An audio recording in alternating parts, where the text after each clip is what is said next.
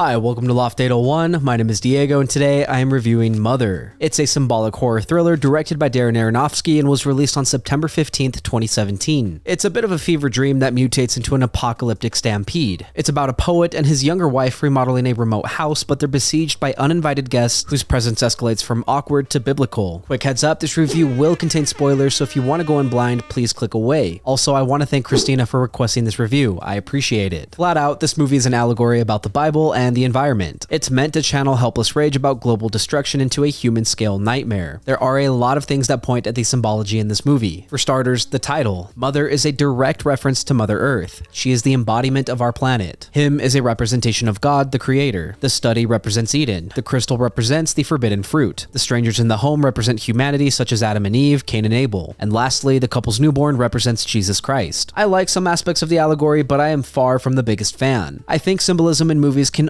only get you so far when it comes to emotional payoffs. If you're using symbolism, then I think you have to have some very coherent rules, otherwise you risk coming off as goofy. This movie does not have very coherent rules. It instead follows dream logic more than causality. People appear in the movie because the metaphor needs them, not because the plot sets them up, so the escalation also feels arbitrary. In fact, the actions the characters take don't make very much sense, and in reality, the actions they take aren't even in their control. The ending of the film toys with the idea of predetermination and that things are already set in motion and you can't change anything no matter how hard you try. Part of the problem with this movie is that it's juggling two very heavy allegories. Firstly, climate collapse with Mother Earth, and secondly, the Bible with Eden, God, and Christ. In my opinion, this oversaturates the movie and makes the message noisier, not richer. Because the movie is juggling two allegories, the characters in this film don't get the depth they deserve. They're very, very surface level and have been simplified into abstractions. Don't get me wrong, the performances are great. I think both Jenniferlawrence and Bardem kill their roles, but their characters feel so diagrammatic rather than real. I believe this makes the allegory come off as pretentious and self-important. Adding to that pretentious vibe, the world feels very arbitrary. The imagery is awesome with bleeding walls and floors, the heartbeat of the home, the dying earth, and so much more, but the dream logic undercuts so much. If anything can happen at any time just to fit the allegory, then the suspense in the movie isn't real. Another one of the flaws in this movie is that I don't think it captures religion, specifically Christianity, very well. Like I said, the husband is a poet. He starts off in a creative funk, that is, until his wife becomes pregnant. He publishes some work that is clearly a stand-in for the Bible. People read it and celebrate it, misunderstanding and misusing his revelation. I think this is fairly accurate, and I like this aspect of the allegory. Throughout history, people have cherry-picked verses from the Bible to justify despicable sin like murder, slavery, and misogyny. This doesn't just happen with the Bible and Christianity, it happens with everything. People will snip and clip anything they can use to justify their points, and it's deceiving. Where the movie truly misrepresents Christianity is with God and with Jesus, more specifically communion, or if you're Catholic, the Eucharist. Him portrays God as cold, unloving, uncaring, and pretentious. These are in direct contradiction to what the Bible teaches about God's nature. While God is holy, sovereign, immutable, and omnipotent, he is also righteous and loving. 1 John 4:16 reads, God is love, and he who abides in love abides in God, and God in him. The nature of God is purposely strawmanned in this movie for the sake of its allegory, which in turn makes the allegory fall flat. Where this movie takes another step to misrepresent Christianity is with the communion. It's a grotesque caricature that purposely misrepresents what we know happened historically and what happens today. In the movie, humanity kills the newborn, rips him into pieces, and cannibalizes him. This is a purposeful misrepresentation of the symbolic, this is my body, this is my blood, do this in remembrance of me. It's a sacrilegious and over-the-top scene whose main purpose is shock value. It's unfortunate because it overshadows the entire movie. Now, I know I've been pointing out flaws left and right, but there are some things in this movie that I think are enjoyable. I briefly mentioned the acting, but I want to touch on it again. Jenniferlawrence is fantastic. Nearly every shot is tethered to her face, shoulders, or eyes. Her expressions in anguish are great and the crux of the emotions in this movie. Something interesting about her performance is that she hyperventilated so hard she dislocated a rib. I feel like that extremity is captured in her performance. Bardem is also great. He's perfect at playing a narcissist who loves applause more than the person feeding him. You can't help but hate him throughout the entire movie. Other actors like Ed Harris, Michelle Pfeiffer, Domhnall Gleeson, Kristen Wiig, and all others do a good job. They aren't fleshy, backstoried characters, just metaphors in motion, but the performances are riveting. Visually, I love the way the camera moves around in the house. The house doesn't even feel like a house. It feels more like a stage because the house evolves as the story mutates. The floor plan feels open yet claustrophobic. I love how it feels like we're trapped in Mother's head. The climax of the film is where the setting and the visuals truly shine as we go from room to room and everything is chaotic and explosive. One of the most unique things about this movie is that it doesn't have a score. Instead, it pushes for a hyper-designed soundscape. The house clicks, groans, and breathes. Crowds roar, and there's uncomfortable silence. Everything about the sound design is meant to feel merciless. In many ways, it's suffocating.